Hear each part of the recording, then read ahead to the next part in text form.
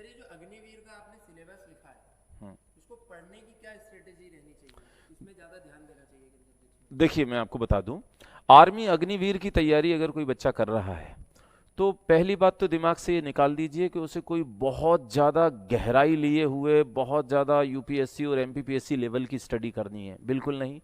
उसे पूरी ईमानदारी से मैदान पर फिजिकल अच्छा करना है और बहुत बेसिक बेसिक सा सिलेबस उसे करना होता है। और वो एक तरह से कह सकते हो कि 10th 12th लेवल पे जो उसने स्टडी की है अगर वो अच्छे से करता है और उसके बाद विश्वास एकेडमी की कक्षाएं वो ज्वाइन कर लेता है तो गारंटेड ये सारे सेगमेंट उसके अच्छे हो जाते हैं। और ये जो हमने बोर्ड पर लिखा हुआ है ये पूरा अग्निवीर आर्मी जीडी के लिए सिलेबस है। अब जरा इसको समझ लेते हैं, मैं थोड़ा सा उसको डिस्क्राइब कर देता हूँ। यहाँ जब बच्चा रिटन एग्जाम देगा, सबसे पहला जो क्वेश्चन है, ये जीडी और टेक जो है, हाँ ये इसका दोनों का सिलेबस है कि ये दोनों नहीं नहीं मैं आपको बता दूं, मैंने एरो इसीलिए बनाया हुआ है। ये जो सिलेबस है ये जीडी का ये जीडी का है।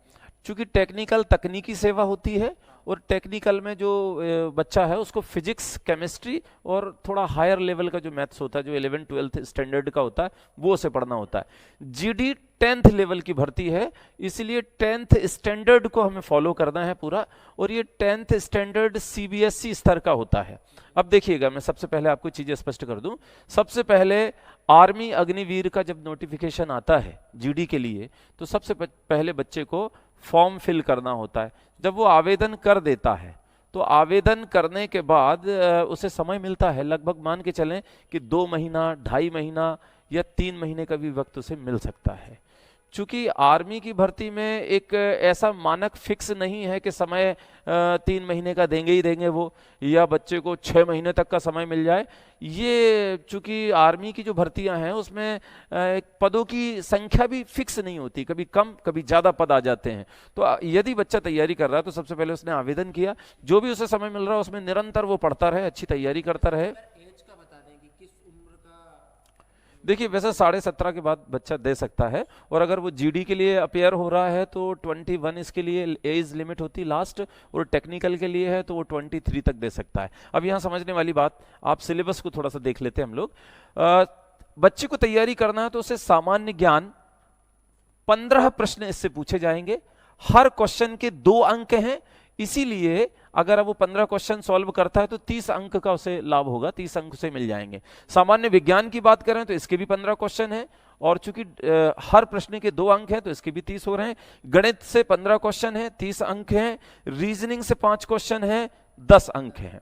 यहां 100 नंबर जो उसे प्राप्त हो रहे हैं रिटन की परीक्षा में, इस 100 में से कम 35 अंक लाना अनिवार्य है। यदि ये 35 अंक बच्चा नहीं ला पा रहा है तो वो इस परीक्षा के योग्य नहीं है, उसे क्वालिफाइंग नहीं माना जाएगा। तो ये पासिंग मार्क्स है कि कम से कम इतने तो आए। पर चूंकि प्रतिस्पर्धा का दौर है, भर्ती निकलती है, हजारों की तादाद में बच्चे जो हैं फॉर्म डालते हैं, तो स्ट्रगल है, संघर्ष है, एक अच्छी कंपटीशन देखने को मिलती है। नहीं, एक्चुअल में क्या होता है कि ये जो भर्ती होती है ये अलग अलग बीआरओ एआरओ वाइज भर्ती होती है। आप इसको पूरे एक स्टेट वाइज देखेंगे या आप इसको पूरे देश के अकॉर्डिंग देखेंगे तो डेफिनेटली ये संख्या लाखों में पहुंच जाएगी। पर जैसे हम अगर उज्जैन इंदौर देवास और आसपास की बात करें हमारे मालवा क्षेत्र की, तो यहाँ पर चूंकि भोपाल में एक बीआरओ है बैरागढ़ और एक हमारा मऊ बीआरओ है, तो हमारा मालवांचल का जो बच्चा है मालवा क्षेत्र का, उसकी अधिकांश भर्तियां मऊ बीआरओ द्वारा आयोजित होती हैं। अब यहाँ थोड़ा और समझ लें, आवेदन करने के बाद उसे अच्छा समय मिल रहा है, सामान्य अध्ययन उसे पढ़ना है, सामान्य विज्ञान उसे पढ़ना है, सामान्य गणित ये भी सामान्य ही है क्योंकि इसमें हायर मैथमेटिक्स नहीं है, ये बिल्कुल 10th स्टैंडर्ड का मैथ्स है। रीजनिंग देखा जाए तो ये भी बिल्कुल बेसिक रीजनिंग ही है। अब यहाँ देखने वाली बात ये है कि गणित और रीजनिंग पे अगर अच्छी मेहनत की जाए तो ये सारे जब टॉपिक कवर हो जाते हैं, कंसेप्ट बच्चे के क्लियर हो जाते हैं, तो यहाँ अच्छा स्कोर किया जा सकता है। 40 तो यहाँ पे हो जाएगा। बिल्कुल बिल्कुल, यहाँ अच्छा स्कोर किया जा सकता है अगर लगातार बच्चा प्रैक्टिस कर रहा है। सामान्य ज्ञान और सामान्य विज्ञान का थोड़ा सिलेबस बड़ा है, इसलिए अगर सामान्य ज्ञान की बात करें तो दायरा चूंकि उसका बड़ा है, फिर भी हम देखें कि जिन शिक्षकों को लंबा समय हो गया है पढ़ाते पढ़ाते, उन्हें आइडिया होता है कि कितनी गहराई में ले जाना है और कहाँ उन्हें बिल्कुल उथला उथला या बिल्कुल बेसिक बेसिक ही पढ़ाना है। तो चूंकि ये एक अनुभवी शिक्षक इन चीज़ों को समझ सकता है और बच्चों को इसीलिए गाइडेंस की जरूरत पड़ती है कि वो कितना पढ़े। ठीक है। अब यहाँ देखने वाली बात है कि जैसे सामान्य ज्ञान की हम बात करें तो सामान्य ज्ञान में जैसे हिस्ट्री है, ज्योग्राफी है, पॉलिटी है, या जो पूरे देश का विविध है, जो राज्यों का टोटल विविध है, ये जो पढ़ना है इसको बेसिक बेसिक पढ़ना है। करंट से कुछ क्वेश्चन संभावित रहते हैं, आ सकते हैं, परंतु बहुत ज्यादा डेप्थ में इतिहास बच्चा पढ़ रहा है, बहुत ज्यादा गहराई में राज व्यवस्था पढ़ रहा है, बहुत ज्यादा गहराई में इकोनॉमिक्स पढ़ रहा है, वो नहीं करना है उसे। उसे सामान्य तौर पर राज्यों का जो जनरल स्टडी होता है, एक बेसिक जानकारी राज्य वाइज हो। जैसे हम तमिलनाडु की बात करें तो उसे पता हो कि वहाँ का राजकीय उत्सव क्या है, वहाँ जो नृत्य है, जैसे भरतनाट्यम आपने सुना है ना, वहाँ होता है। पोंगल और ओणम की हम बात करते हैं तो ओणम कहाँ का है, पोंगल कहाँ का है, पता हो। कुचिपुड़ी शास्त्रीय नृत्य हम देख रहे हैं कि भाई ये आंध्र प्रदेश का नृत्य है, कथक उत्तर प्रदेश का है। इन राज्यों में कौन कौन से राज्यों में कौन कौन से बांध हैं, नदियां हैं, उन पर कौन कौन से डैम हैं, कौन कौन से राष्ट्रीय उद्यान हैं, वहाँ का कल्चर कह लो, वहाँ की हिस्टोरिकल चीज़ें देख लो आप, वहाँ कुछ ऐसी ऐतिहासिक इमारतें जो स्थापत्य की दृष्टि से बहुत इंपॉर्टेंट हैं। तो यही एक बेसिक जीके है जो इसे हम कह सकते हैं विविध। तो वास्तव में उसे एक तरह से विविध की तैयारी अच्छी करनी होती है तो जीके कवर हो जाता है। थोड़ा सा स्पोर्ट्स और करंट भी देख ले, अच्छी बात है। विज्ञान देखें तो 10th स्टैंडर्ड को अगर वो फॉलो कर रहा है तो बहुत सारे कंसेप्ट बन जाते हैं इसमें। गणित रीजनिंग के जो टॉपिक हैं स्पेशली वो उसे पढ़ने होते हैं, तब कहीं वो इस पूरे सिलेबस को कवर कर पाता है। और एक चीज और इसमें समझने वाली कि ये जो ऑल ओवरऑल जो आपको सिलेबस और चीजें देखने को मिल रही हैं, इनमें बच्चा पदों के हिसाब से इसका कट ऑफ अप डाउन होता है। जैसे पद कम निकले हैं तो बहुत अच्छी पढ़ाई करने के बावजूद भी बच्चों को कई बार निराशा हाथ लगती है। पदों की संख्या सेना ने काफी ज्यादा निकाली है तो कम नंबरों पे भी बच्चे का सिलेक्शन हो जाता है। तो ये सारी चीजें हैं इसमें। बिल्कुल बिल्कुल, ये डिपेंड करता है कि पोस्ट कितने हैं। अगर पोस्ट वास्तव में बहुत अच्छे हैं तो पक्की बात है बड़ी संख्या में बच्चों को खुशखबरी मिलती है, वो चयनित हो पाते हैं। और अगर पदों की संख्या कम है तो स्वाभाविक है कम ही सिलेक्शन हो पाएगा। अगर सर किसी बच्चे को चयनित होना है आर्मी अग्निवीर में और उसने अभी से तैयारी करी है जो 3 महीने बाद एग्जाम होने वाली है, बिल्कुल, तो विश्वास एकेडमी में किस तरह से तैयारी कराई जाती है? क्या संभव है 3 महीने में अग्निवीर की जो एग्जाम है इसको क्लियर करना? देखिए विश्वास एकेडमी लंबे समय से इस क्षेत्र में काम कर रहा है। लगभग मान के चलिए आपके 15 से 16 साल हम लोगों को डिफेंस की विभिन्न सेवाओं में बच्चों का चयन करवाते करवाते एक लंबा अनुभव हमें हो चुका है, हुआ है। तो हमारा मानना है कि अगर 3 से 4 महीने बच्चा पूरी शिद्दत से हमारे संस्थान पर अध्ययन कर लेता है, वो हमारी रिटर्न की कक्षा और सुबह 5:30 बजे मॉर्निंग में जो हमारा फिजिकल स्टार्ट होता है जो 7:30 बजे तक चलता है, उसमें वो लगातार मतलब एक रेगुलरिटी बना के अगर मेहनत करता है। दूसरे हमारे हॉस्टल्स भी हैं तो हमारा ये भी फोकस होता है कि हम बच्चों को जब इतनी एक्सरसाइज इतनी मेहनत कर रहे हैं तो उन्हें एक संतुलित और एक ऐसा आहार ऐसा भोजन उन्हें प्रोवाइड करें, हम ऐसा उपलब्ध कराएं जो उनके लिए बहुत बेहतर हो, उनके स्वास्थ्य के लिए, और कम समय में मसल्स बिल्टअप अच्छा हो जाए, कम समय में फिजिकली एफिशिएंसी उनकी बढ़ जाए। तो ये हमारा प्रयास रहता है। तो हमारे हॉस्टल्स भी हैं जिसमें हम बिल्कुल न्यूनतम शुल्क पे बच्चों को रखते हैं, खाने से लेके भोजन से लेके रहने की सारी उनकी व्यवस्थाएं रहती हैं। और सुबह के फिजिकल के बाद 9 बजे से इनकी रिटर्न की बच्चों की क्लास स्टार्ट होती है जो 12 बजे तक चलती हैं।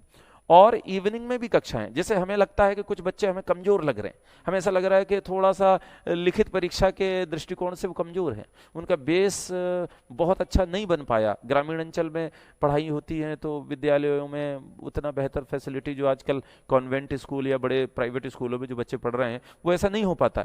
ऐसी स्थिति में हमें लगता है कि ऐसे बच्चों पर हमें विशेष फोकस करना है, तो फिर हम इवनिंग में एक्स्ट्रा क्लासेस भी रखते हैं उनके लिए कि एक्स्ट्रा क्लासेस में हम उनका बेस भी अच्छा करें।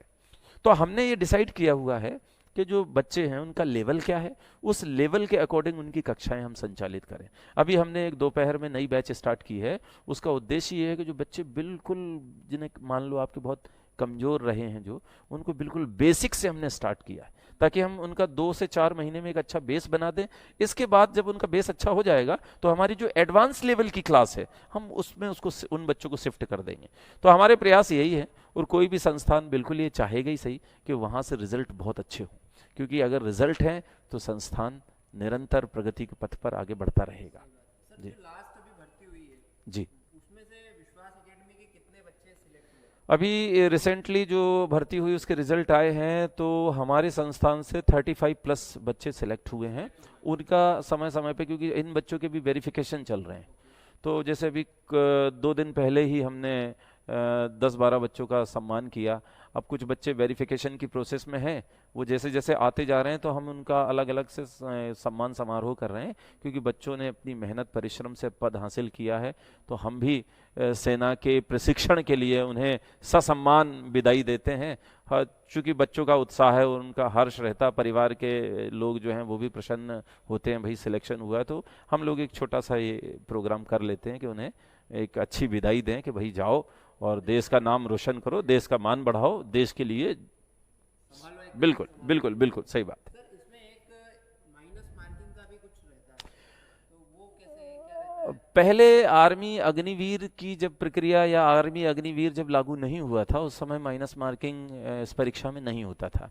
पर चूंकि परीक्षा को थोड़ा सा जटिल कह लो या ऐसा बनाया है इन्होंने कि जो अंदाजे लगा के बच्चे कई बार पद हासिल कर लेते हैं, या अंदाजे से ही उन्होंने क्वेश्चन किए और बाय लक कुछ ठीक ठाक उनके अंक भी आ गए। तो सेना ने इसको थोड़ा सा कठिन इसके स्तर को किया है कि जहां आप डाउटफुल हों, बहुत ज़्यादा कंफ्यूज हों, वहां हमें क्वेश्चन सॉल्व नहीं करना चाहिए, क्योंकि 1/2 ये माइनस मार्किंग है। तो काफ़ी बड़ा ये माइनस मार्किंग है। इसको ऐसे समझ लें आप कि यदि मान लीजिए कि किसी बच्चे ने question number 1, question number 2, question number 3, question number 4, उसने पहले का उसे बहुत अच्छा आता था, उसने आंसर लगा दिया, दूसरे का भी आता था, तीसरे में उसने अंदाजा लगाया और चौथे में भी उसने अंदाजा लगाया, और दोनों ही जो उसने अंदाजे लगाए हैं वो गलत हो गए, तो आधा अंक यहाँ कटा, -1/2 और -1/2, तो ये आधे आधे मिलके 1 हो गए। तो इनके 1 होने से एक जो उसकी मेहनत का अंक था, ये दूसरा जो उसने राइट, वो उसका उसमें से माइनस हो जाएगा। तो ये बहुत बड़ा नुकसान है। यदि माइनस मार्किंग 1/2 ना होके 1/4 होती, 1/5 होती, तो ये इतना ज्यादा प्रभाव ना डालता, परंतु 1/2 एक खतरनाक माइनस मार्किंग है। तो यहां मेरा बच्चों से यही कहना है कि बहुत ज्यादा जिस क्वेश्चन में आप कंफ्यूज हैं, आपको बिल्कुल पता नहीं है कि ये पूछ क्या रहे हैं, आप उसके विषय में बिल्कुल अंदाजा नहीं लगा पा रहे हैं, तो वहां बिल्कुल आपको अंधेरे में तीर नहीं चलाना है। अंधेरे में तीर चलाएंगे, निशाना चूका, बहुत बड़ा खामियाजा भुगतना पड़ेगा। वहां हमें ध्यान रखना है कि जहां हमें लग रहा है कि ए और बी में सिर्फ कंफ्यूजन है और बहुत हद तक आप लग रहे हो ये 80% आप कॉन्फिडेंट हो, श्योर हो कि हाँ ये सही है, वहां आप रिस्क ले सकते हैं। पर जो बिल्कुल आप जिससे आप परिचित ही ना हो, ऐसे विषय पर आप अंदाजा लगाते हैं, तो उसका खामियाजा आपको भुगतना पड़ेगा। तो माइनस मार्किंग में संभल के काम करे बच्चा। और मान के चलिए 50 क्वेश्चन है, 100 नंबर है, इस 50 क्वेश्चन में अगर कोई बच्चा 35 क्वेश्चन ही राइट कर दे, बाकी 15 छोड़ दे, तो बिल्कुल इसका सिलेक्शन हो जाएगा, ये मान के चलिए। क्योंकि माइनस मार्किंग आने से ये स्थिति ऐसी बदली। मैं आपको पुनः बता देता हूं, 50 क्वेश्चन में से यदि बच्चा 35 के ऊपर सही लगा पा रहा है, तो पूरे चांसेस हैं कि उसका सिलेक्शन होगा, क्योंकि अभी पदों की संख्या ठीक ठाक निकल रही है। कोविड के बाद से ऐसी स्थिति रही है कि आर्मी की भर्तियां प्रॉपर हो नहीं पाई, तो लगातार 2-3 साल जिस संख्या बल में भर्ती होती थी वो नहीं हो पाई। तो अब कोविड के बाद जो सामान्य स्थितियां बनी हैं, उसमें अच्छी भर्तियां हो रही हैं, पदों की संख्या अच्छी है। तो ऐसी स्थिति में अभी बहुत गोल्डन अपॉर्चुनिटी है बच्चों के सामने। ये बच्चे जो अभी अभी जागे हैं कि नहीं अब हमें अग्निवीर में जाना है, आर्मी में उनके लिए गोल्डन टाइम चल रहा है। क्योंकि आने वाले इस 2024 और 2025 तक ये मान के चलिए कि आर्मी में पदों की संख्या ज्यादा ही निकलनी है। इसके बाद पदों की संख्या अगर कम निकलती है तो फिर रिटर्न अपना होगा टफ। अच्छा, रिटर्न एग्जाम तो ठीक है, रिटर्न में बच्चा पास हुआ, रिटर्न के बाद उसे देना है फिजिकल। तो मैं आपको बता दूं, फिजिकल जो है ये भी 100 नंबर का होता है। तो जितना हमारे लिए रिटर्न इंपॉर्टेंट है, उतना ही हमारे लिए फिजिकल इंपॉर्टेंट है। हमें फिजिकल की तैयारी भी उतनी ही शिद्दत और मेहनत से करनी है। यहां भी प्रयास ये हो कि हम 100 में से 100 या कम से कम 100 में से 88 भी लाएं, तो ये भी ठीक सम्मानजनक स्कोर हो जाएगा। और ये आते हैं बच्चों को 100 और 88 वाले बच्चे बहुत हैं। बिल्कुल बिल्कुल उनका नहीं, 100 तो बहुत, मैं आपको बता रहा हूँ ना, हमारे यहाँ से मान के चलिए कि 40% स्टूडेंट ऐसे रहे जिन्होंने 100 का फिजिकल किया है, तो ये अच्छा, और 88 भी हो जाता है। बिल्कुल बिल्कुल, ये जीडी के लिए। अब अगर हम टेक्निकल की बात करें तो वहाँ स्थिति बदल जाती है, फिर उस पर हम आगे चर्चा करेंगे, तो मैं बिल्कुल उसको आगे बताएंगे आपको।